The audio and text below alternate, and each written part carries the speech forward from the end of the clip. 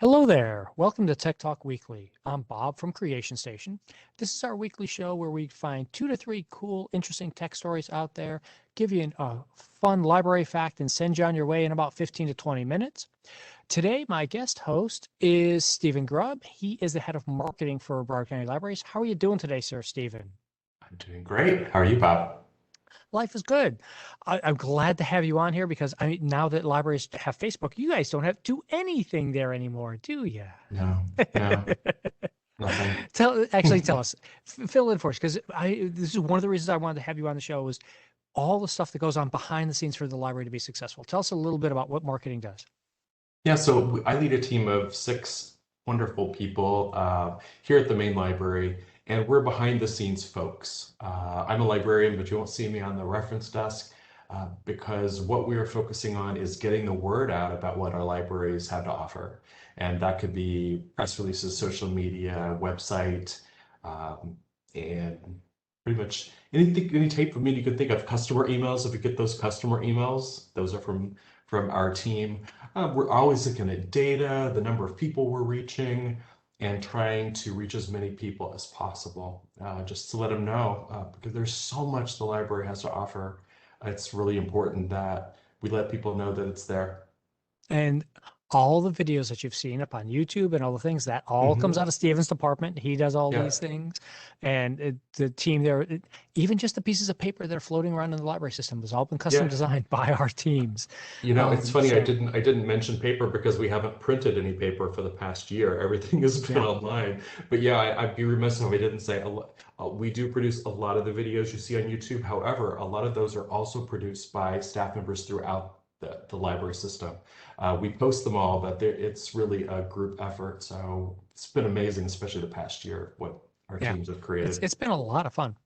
Hmm. So let me get sharing some of our stories here today because there's a couple of these that I want to bring up. And the first one, by the way, as I mentioned earlier, Creation Station at Broward.org gets to me. And this week, I've only got one of our stories that I've picked. All of these came from listeners or from Stephen or things like that. So please keep on sending those in. And our first one is about the Peloton hack, sort of. It's not really. Um, but I wanted to compare the two headlines with you, Stephen, to show what here's CNN's new problem for Peloton owners hacks. Here's the one from a computer site. Peloton fixes a problem that could have let people do things. So really briefly, what this story is about is they found a flaw. McAfee security found a flaw, told Peloton about it. Peloton fixed it, released an update. Every bike was fixed like June 1st. And then 2 weeks later, they announce here was a flaw on these things and it's fixed. But that's not going to get you any cool headlines that, oh, we fixed a problem before it became a problem. This is what we talk about with information literacy, right, Stephen? Yeah, so I did not choose this article. This article made me angry. The one from CNET. I would like this pushed my buttons because this is the kind of it's irresponsible. Yeah. It's a scare headline. And here's the thing too. Anything that becomes popular, anything that's trendy year after year, no matter what it is, there will be articles online that talk about how dangerous it is in some way. It's just a way to grab people's attention. And the problem with an article like that CNET posted was that with that CNN, headline, the CNN, excuse CNN me, one. Yeah, CNN, that's okay. um, people might not read past that headline, and that's unfair to Peloton. I don't own a My wife Peloton did not. bike, but yeah, yeah. So it's a scare tactic. But if you read just a few sentences in, you'll see that no hackers actually did this. They could potentially do it, and it can only be done with bikes in public places like hotels or gyms because a hacker would actually have to put a thumb drive into the bike. So, so yeah, it's Which really infuriated me was the CNN article didn't even mention the fact that, by the way, they haven't shipped the bikes to the hotels yet, so it wasn't even possible for it to ever really happen. This was all in theory. and McAfee, that's their job. to make Yeah. us worry about security because that's how they make their money. Yeah. So, so I get it. They want to show their relevance, but make people worried about things that are valid. And the only people that should be worried about this, if these bikes ever made it to these locations, what they didn't, would be famous people, rich people, politicians, people who have to worry about their public image, maybe people who are having confidential conversations while they're on the bike at a gym. But Yeah. ordinary people like you and me do, yeah, it's creepy, potentially, if this ever Hmm. happened, but it's really not a major concern to Yeah. ordinary My people, wife everyday sent people. me, my wife and three other people sent me this article, and my wife was like, "Wait, is our bike?" And I'm like, "No, just read the article." Oh, okay. So Yeah. leaving that alone, we'll step away. Thank The you. one Thank article, you. the article I picked that's a really fun little cool thing out there today is this is going to launch later on this year up on one of the SpaceX missions, and it's a plywood satellite. Mhm. And I know that's like, Bob, what the heck are you talking about? Why in the world did you put a piece of wood up in space?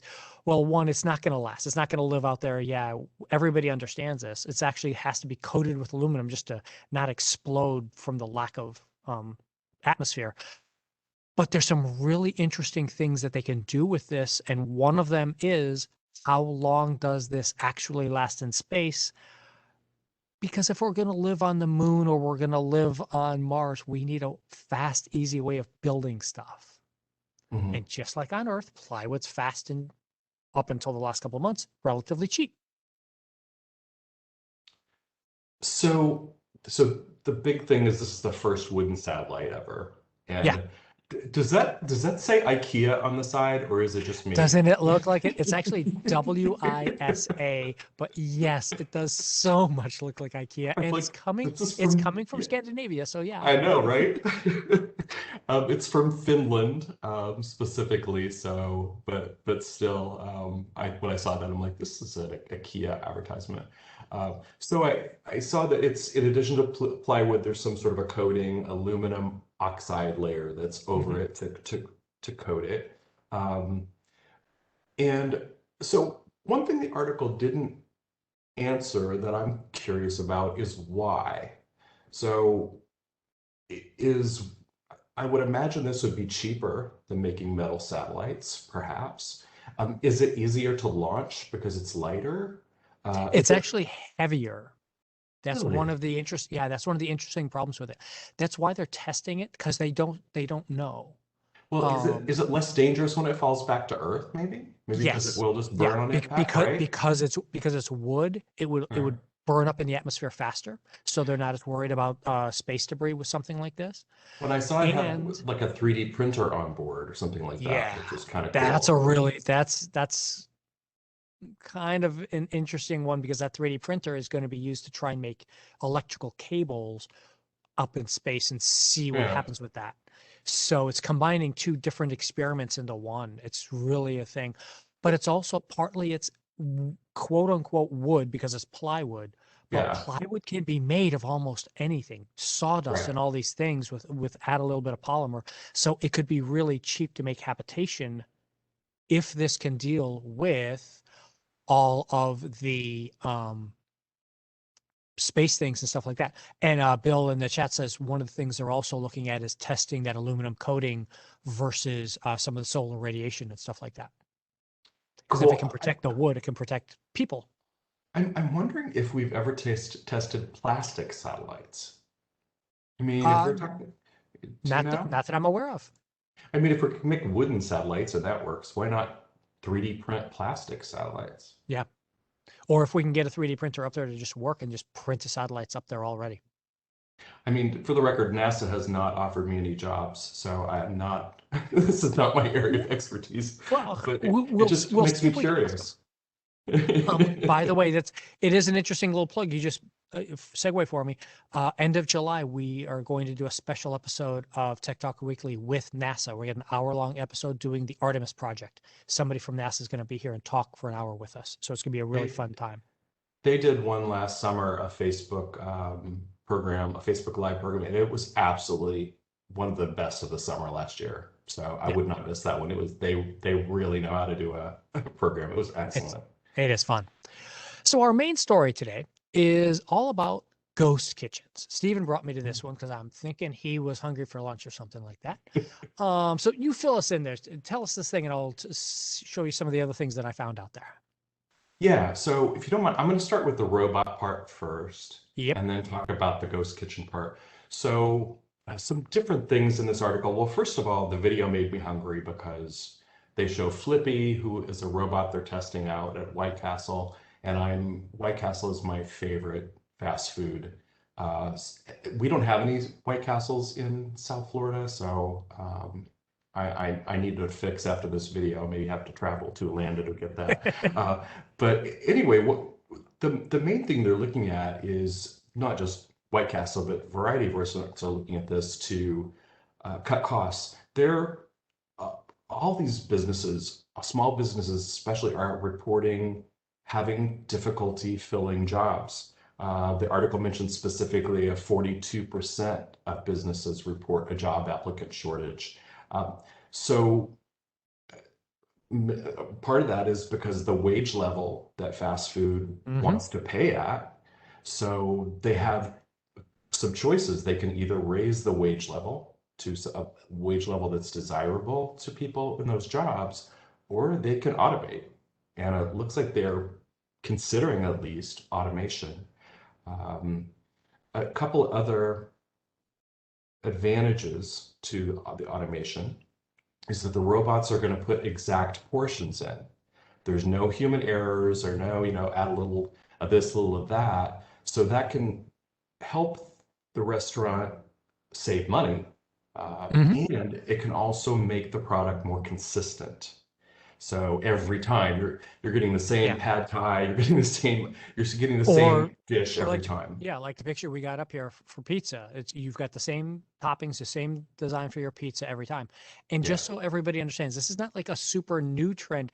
This picture is from 2016 of this robot creating pizzas back then. So this is not Uh, something that just happened because of the pandemic. This has been going. It's just has grown in a huge way because of the pandemic. And as Stephen, you Absolutely. were just saying, that the whole labor shortage and everything.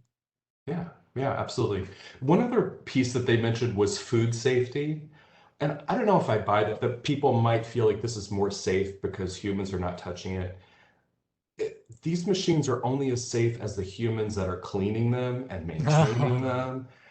So these robots don't run themselves. So Yeah. even though the people might not be making the food, there's got to be a person to maintain this robot, to run it, to clean it. So there's still going to be jobs there. It's just going to be different job Yeah. opportunities. Um, so I don't know if you had anything else about the robot portion of the story before I I go with did the want to ghost bring up, kitchen. there's another article out here on restofworld.org. Great website. They only cover outside of North America and Europe. So there's some really interesting stuff there. And Yeah. it talked about how in Indian cuisine in the subcontinent, how they are starting to automate for the first time ever. And they're just jumping right past regular stand mixers to these robotic mixers that the cook starts it, does all the stuff for how they're going to make this dish. The robot learns exactly how many beat strokes, how fast, how everything, and then can just duplicate what that individual chef does and did it. They went right from hand mixing, past getting any kind of stand mixer or any kind of what would other people would have just thought of traditional kitchen equipment and jumped right to this, partially because of the pandemic. But there's this ghost kitchen idea that you brought up that's really interesting. Yeah, so that idea of like a machine copying and pasting what a chef does, it Yeah. is really amazing. But both articles mention ghost kitchens, but they don't really talk about what they are. And some people might have heard the term before, but I find it fascinating. So I wanted to talk a bit more about them. Yeah. They've become more popular during the pandemic because food delivery saw a big surge, obviously, over the past year. So if you're on one of these delivery services ordering your dinner and you see Pasquale's and you order a pizza, that food is actually coming from Chuck E. Cheese. So what these restaurants are doing is choosing different names, different menus, different brands, different personalities for what the food they can produce out of their kitchen, and then totally setting up different ghost kitchens. So you actually have no idea that that's coming from Chuck E. Cheese, but it's going to be a different branding to get a wider audience. And obviously, during the pandemic, nobody was going into Chuck E. Cheese. So this is a way for the companies not only to stay alive, but restaurants are running different concepts out of their Yeah. kitchens with this technique. So I think it's very clever. Yeah, the article showed somebody who was doing the same kitchen, just changing out, doing Thai food one day, doing something else another day, and I was just like, yeah, huh. That's an interesting idea. And I think that it might be one of the things I thought about was for food trucks, et cetera, and stuff like that, where you could Yeah, actually do that, where it's okay, today our food truck does hamburgers, the next day we do Thai, the next day we do yeah, whatever. Because if you can automate enough, the picture that I'm showing here, where it's all automated inside, where it's just get to take out and go with it. yeah. But yeah, so I mean, the idea of doing it from the delivery perspective and not really telling people who you are, it, Hmm. it's dishonest, technically, because if you knew it was coming from a certain restaurant, you might not choose to order from there. Yeah.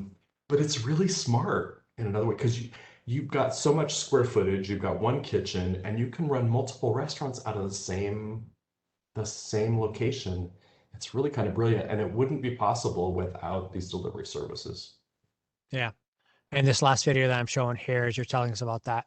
Because this matches up with here's the kitchen. You just ordered, you don't know where it's coming from. Here it is, it's there. And then it can go out to a reasonable area. And in this case, it's a drone. And these are, I know you're thinking crazy, Bob. Come on, It's a drones aren't little really allowed to crazy. do any of this yet. But they're actually okayed in a couple of areas now. Amazon and UPS and FedEx are three companies that have permission to fly drones for deliveries. Um, and if you think this is crazy, remember we talked about this 2 episodes ago. Automated vehicles are already out there delivering things for you. The I just want to villages in say, Florida has. Yeah. I just want to say, Bob, if anybody's afraid of their Peloton bikes spying on them, they need to be afraid of the drones that are flying around that are already spying on them. Yes. There you go. This is They're just already out there. it's everything's around, everything's out there doing. So just take a deep breath and let it be. Um, but yeah, this is just it's a phenomenon of going around the world, reaching Yeah. everybody, and being able to do things, all of the preciseness that you were mentioning earlier, and then couple that with automated delivery and man, Yeah, and the robots are a perfect complement to a ghost kitchen yeah, because you don't you can program that robot to thousands of recipes just depending on like the recipe of the day yeah. or the cuisine of the day or whatever. So And now you it don't have to really worry goes about hand foot in hand. traffic to your place. You can just find a centralized place to set up your ghost kitchen, and now you can go out and deliver to everybody. Yeah, So absolutely. one of the cool things we always talk about here, especially over the summer, I want to point out summer learning is still going on, everybody. Broward.org/library/summer takes you there. Go register, read, listen, attend our programs. Lots of fun Facebook events coming up. We just did one 2 days ago. I did with a zoo out in California. It was here on Florida on the Broward County Library's Facebook page live. So come on in and do these things. And I know, Stephen, I think you had something else too that you wanted to highlight. I do. So this is not technology at all. This is the opposite of that. And stay with me here, but my thing I want to highlight is take and make crafts. They're Now, fun. if many of our libraries, most of our libraries offer these, and they're free. You just go and you pick them up. Now, if you have kids, this is a no-brainer. Obviously, you want to be heading to your library and pick these up and giving them to your kids. It's just obvious that you want to do that. If now that you know that they're there, you definitely want to do this. But I don't have any kids, but I love these kits. I work here at the main library and I've picked up a few and they're so much fun. It's a great way to de-stress, get away from screens for a bit, and it is simple but satisfying. Everything is there that you need except scissors and maybe some glue. So you're never too old. There is no shame. You're never too old to do a make and take craft. So don't think And that these are just this for is definitely kids. Creation Station. This is right in our wheelhouse. This is what we do. We want you to Yes. be creative. We want you to make and grow out and do. Yeah. I have a And I couple here. will, yeah, show, because So here's this is one one thing. I These just are picked from main up. library These here, are from main library. This but is they're a, different ones are at different libraries. I yeah, hate to make you drive yeah. all over the county, but I want you to go drive all over the county and see how creative all of our different librarians have been. They all have different stuff. So, Yeah. so yeah, get in the car. You can call or visit your nearest Broward County Library to see what crafts they have, and or just stop by and see what's there. But yeah, some of them are doing different ones every week. So this is a sea turtle, and then another one I picked up is a Juneteenth flag. Ain't that the right way? Juneteenth flag Yeah. craft. No, that's So very cool. So you could learn a little stuff too, but the main thing is just that stuff is certainly there for your kids, but it's also there for us as adults too. So take it, enjoy, pick up a couple of them and take them home and just relax and enjoy. yeah. It's definitely worth it. Come in and do stuff. Thank you so much for being with us today, Sir Stephen. Oh my gosh, are we done already? I Wow. know it doesn't. It just flies on by. It is just That really insane went how fast. quick we can do these things. Let me throw up our final screen here for everybody. Remember, Creation Station at Broward.org. Let us know if you've got a news story you want us to talk about, or if you have a favorite staff member or library that you want to be featured on here, you let me know. We'll work them into the rotation. Thank you guys all very much for being here. We'll see you next week. Bye. Thank you.